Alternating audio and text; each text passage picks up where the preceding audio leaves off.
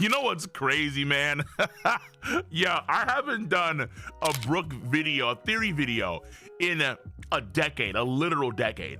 And that video is unironically my most viewed video at over 1 million views in 2016. Poof. But here I am in 2026 doing another Brook theory video.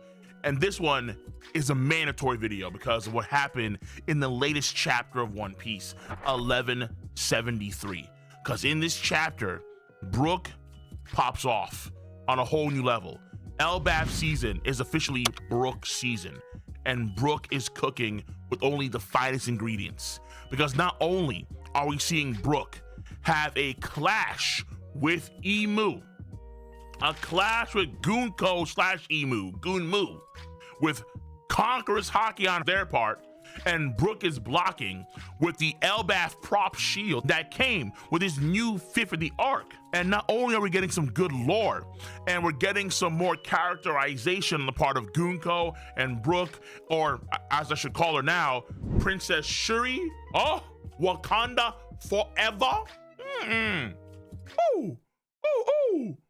Ooh, ooh, ooh. But what's also, I think, very important is setting up what could be Brook playing a quintessential role in the downfall of IMU. Ooh. IMU.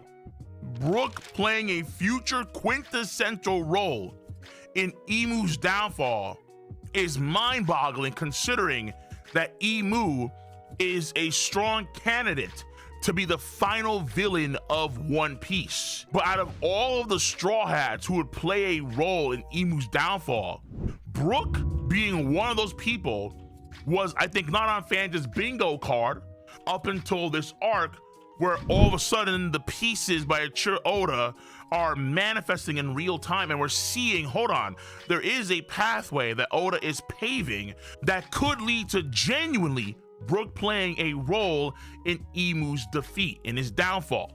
So this theory has a lot of layers to it, like an onion. We're gonna go step by step and piece by piece here.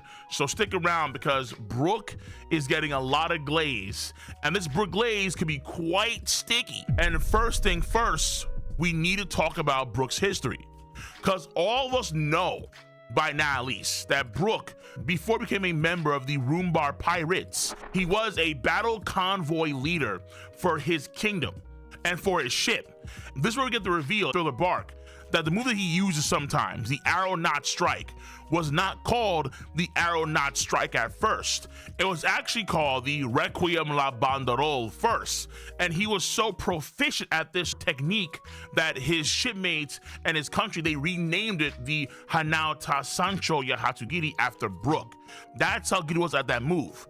And what can we glean from that?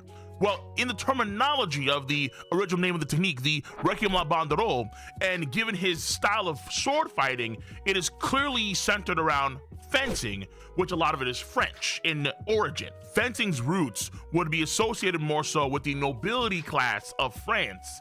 And it's very likely that since he was so proficient at this style of sword fighting, which again is normally associated with, let's say, the nobility class, that he himself had ties to some nobility because of his sword skill, hence why he owed Princess Shuri's father so much. It is possible that Princess Shuri's father, the king of his nation, is the one that taught Brook specifically how to use his current swordsmanship, and maybe even got Brook into music in the first place. Two key things that define Brook as he is now could have come from this individual. And the music that Brook used to sing to Princess Shuri and her affinity for music as a whole could stem from, again, the king or the father of Princess Shuri, the man that gave Brook everything, and the man that is a core reason why he is what he is today. It could have all stemmed from this one person. And what's also very intriguing too, this is a very loose thing, but when you consider the idea of the French themes that surround Brook, and you consider how this kingdom has ties to the Holy Land in some way, Brook refers to Princess Shuri as such, and yet she is a member of the Menmayer family on the Holy Land. The only other person we've seen so far among this family is another girl with somewhat turquoise-ish hair that we saw in the Kuma flashback in As of Late in chapter 1159, where she and Goonko are trying to win the competition, and then she states that we can win this with Goonko. This other girl happens to be wearing a beret, like a beret cap, which you could argue is also French inspired. So there's a possibility that this nation that probably has a lot of French connections could also stem in some way with the Mayor family from the Holy Land too. Like, let's say an elevated version of what we see with the Don Quixote family and the Riku family of Dressrosa, where the Don Quixote family were the ones that ruled over this country, but then after the 20 kingdoms revolt and then they take over the world during the Void Century, the Don Quixote family, they leave Dressrosa, and then the Riku family are now instilled as the new leaders of Dressrosa. Something similar could be happening in Shuri's country, where Shuri could be a member of the newly instilled royal family, but in reality, that kingdom used to belong to the Mayor family. So Oda could easily establish that kind of situation here with Shuri / Goonko, the Mayor family, and the kingdom that Brook used to go to way back when he was leader of Battle Convoy. So that's the first thing overall, the past. Now, number 2 is Goonko herself. Before Imu takes over Goonko's body, and then you have that quick little flashback image of her remembering Brook, her having Brook sing to her, Brook's kind of carrying her along. It seemed to be the case where she was a relatively okay girl, but then at some point was accused of patricide. Now this seems very atypical considering how Goonko just saved Brook from his arrow confinement, and obviously let's just keep it a stat. Let's just be real. Let's be real here, okay? Because she's a princess, she is going to be redeemed. Oda is like Disney. He loves his princesses. He just can't get enough of them. Even though we did see her kill people on God Valley. How can someone who freed Brook from his confinements also be willing to kill people in mass like that? I think the answer is very clear. Mu-sama at some point in time got wind of Princess Shuri's existence and liked what they saw. In the same vein, it's Imu keeping the picture of Vivi and destroying the picture of Shirahoshi, of Blackbeard, and of Luffy, having a gigantic picture of Princess Lily. Imu has a particular type, the Yu Yu Hakusho Botan type, the Dragon Ball Z Bulma type, the Jujutsu Kaisen Miwa type. You get what I'm saying here? I think that Imu is a big fan of the all blue. Not everyone's all blue is gonna be an ocean. You get what I'm saying here? Okay? Imu has a particular type, and Goonko fit that type. That's why Oda, when Brook talks to Princess Shuri, he specifically denotes to the mismatched eye colors, the blue hair, right? These notes are very important, I think, where Imu valued certain aesthetic features that Goonko had, and in common Celestial Dragon fashion, they take what they want. And you can't say no, because they are the rulers of the world. They are the gods of the world. So if Imu could manipulate Shuri in many respects to do things like the patricide and kill her father, killing people on God Valley without a shred of guilt or remorse, unemotionally, it's probably because of Imu's influence. Imu got on the Shuri bandwagon early because Shuri reminded Imu of another blue-headed princess / queen, right? And the way Imu did this probably is in the same vein that we saw in the Elbaf flashback with Harald. Harald said specifically that he wasn't really being mind controlled per se, but it was like his thoughts were being influenced by someone else, and he started to believe that he himself was a god. And so in that same vein, probably very similar things are going on here with Goonko. Imu was kind of manipulating Goonko's thoughts about them being superior, being a god, and these people around you are ants, they're worthless, they have no value, things of that sort. In the same messed up way that Harald could wipe out and kill his loyal subordinates for so many decades, is the same way that someone like Goonko could just kill so many innocent people on God Valley, had no qualms killing the kids on Elbaf, and has done other atrocities. It's all in the same vein as Harald. And I will revisit Harald again later on in this video. But another key thing that's very important here too, about Goonko herself. The fact that Brooke mentioned that you shouldn't be alive even though it's been 80 years. You could be a blood relative. However, the mismatched eyes, the hair color, the fact that she loved the music, all these things point to it being the same Princess Shuri from 80 years ago. With that revelation, I think now comes to the forefront is the realization of a lie, a big lie. We saw Goonko in the Holy Land, it's likely her, who was a nurse or an aide to IMU when Rox pulls up. When Rox was stunting and ore farming, Goonko that was likely her next to IMU 50 plus years ago. How is that possible when she should only have the Depths Covenant right now as a Holy Knight and was a God Steel Covenant user during God Valley, according to the Celestial Dragons that are placing bets? How is it possible that she still looks the same 56 some odd years ago? How is that possible? The only way it's possible is if what was told to us or what the other Celestial Dragons and Whole Knights believe about Goonko is a lie, where in reality, she is not a Depths Covenant user now, and she wasn't a Godsteel Covenant user on God Valley, but from rip, off the gate, from the very beginning, because IMU has the all blue in their heart, in their kingdom heart of hearts, IMU decided to make Goonko an Abyssal Covenant user, meaning that secretly Goonko is in the same category as the elders. You could call her the sixth elder, the sixth hidden elder of One Piece. It's Goonko, aka Princess Shuri, who had their mind manipulated and memories altered, probably by IMU, or it could be, let's say, be a Saw-related thing, where because of the trauma of killing her own father, her mind shut down those memories. They walled off in order to save her sanity when she was probably going crazy. It's possible too. And IMU would of course take advantage of that, obviously. But in order to explain how she could look the same after like 50 some odd plus years, when we've seen other Holy Knights, they age, and then we know that the Shallows Covenant is an even weaker covenant. They're of course age too. The only group that we don't see age are folks that have the Abyssal Covenant. So if you just assume that she has the Abyssal Covenant, and what is deemed to be the case about her is a lie, where in order to, let's say, hide her true identity and or hide IMU's attractions, perversions, potentially, right? In order to hide these elements from the rest of the Celestial Dragons and maybe even the God Knights, maybe not all of them, because I would assume that guys like Garling and Shamrock, they would be aware of these things, but shh, don't tell anyone, where in reality, she's an Abyssal Covenant user. The way folks view the five elders, they view them as the highest authority on the planet. If it was revealed there's actually a sixth elder, the whole system within the whole land itself could flip upside down. But therein lies some of the potential keys that can be used to take down IMU in the future, and how Brooke's role now and then in the future could be so quintessential.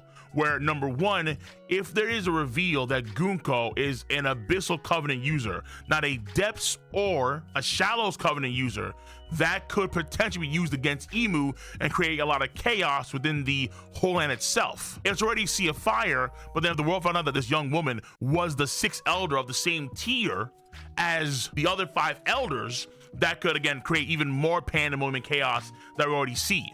And then you could see Celestial Dragons fighting each other because of the lie that was told by the five elders and probably of course the Figureland family. Even other members of the Whole Nest could be kept in the dark as well. And then another thing too that must be revisited is the fact that we saw what could happen to IMU itself when the powers that it gives to somebody are disrupted, like they're killed, and there is a whiplash, there's a drawback on IMU itself. Again, in the Elbaf God Valley flashback, when Loki killed Harald with Ragnir, devastated his soul and everything, there was a whiplash effect on IMU, like a Voldemort Horcrux in Harry Potter. And IMU huffing had to take a break and so on and so forth. Harald had the Depths Covenant, the second highest level of a IMU covenant. Now, we know that IMU can siphon the powers away from somebody, and we saw with the Abyssal Covenant user, J. Garcia Saturn, on Again Island, he was killed after the powers were taken from him. IMU can do that, but what are the odds that IMU could do that to someone like Goonko, who IMU probably is very asphyxiated on because of, again, it's all blue favoritism, right? There's a good chance that Goonko probably won't be killed by IMU, one, and two, if there is a way to maybe not kill Goonko, but to remove the powers that IMU has instilled onto Goonko by force, and potentially not kill the Jinchuriki that is housing the powers of IMU within them. Is that possible? Because again, she's a princess. And because she's a princess, Oda's gonna save her. She'll be redeemed. Oda, I don't think has the heart or stomach to really take her out. Even let's say if it's a noble sacrifice, I doubt that. I doubt that tremendously. I could be wrong, and if I'm wrong, fair enough, fine. Her death would be a huge impact on IMU, even more so than Herald, considering the likelihood that Goonko / Shuri is an Abyssal Covenant user. Brook did say that he came here to finish what he started, and it could have been the case that he had intended to actually kill Princess Shuri because of what she did. She killed her father, who he owed so much to. But Brook is also a man that has very unique abilities. Consider the fact that we've seen a situation with Brook being able to damage entities like Prometheus and like Zeus, soul constructs, and not even Haki could damage to them. We see with Luffy in Whole Cake Island, we see with Zoro on Roof Piece, where he fights against Prometheus. He cannot do damage, really any damage at all, to Prometheus. Only Brook could. And ironically enough, during God Valley, when we see a devastating combo move from all of these top tier dudes and IMU reforms like it's nothing, you would assume that damage is being taken there. But potentially what could do even more damage is something that can directly harm the soul itself, not just through Haki means, but on a much greater fundamental level than Haki, at least that level of Haki that we saw on God Valley. Maybe Haki could do it like Brook's powers could, but right now we haven't seen that.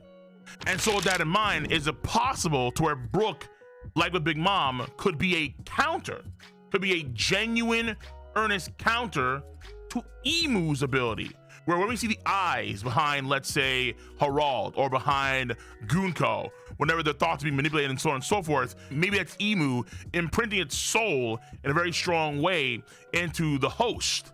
And Brook can remove that from the host by cutting them down or using a certain frequency, because his body does emit a higher frequency of soul than other folks do. That's why he's able to damage soul itself. So all I have to say is that Brook could potentially damage IMU in a way where not many other folks can. If that's the case, there's a very good chance that Brook could save Shuri while doing massive damage to IMU. Would it happen now on Elbaf?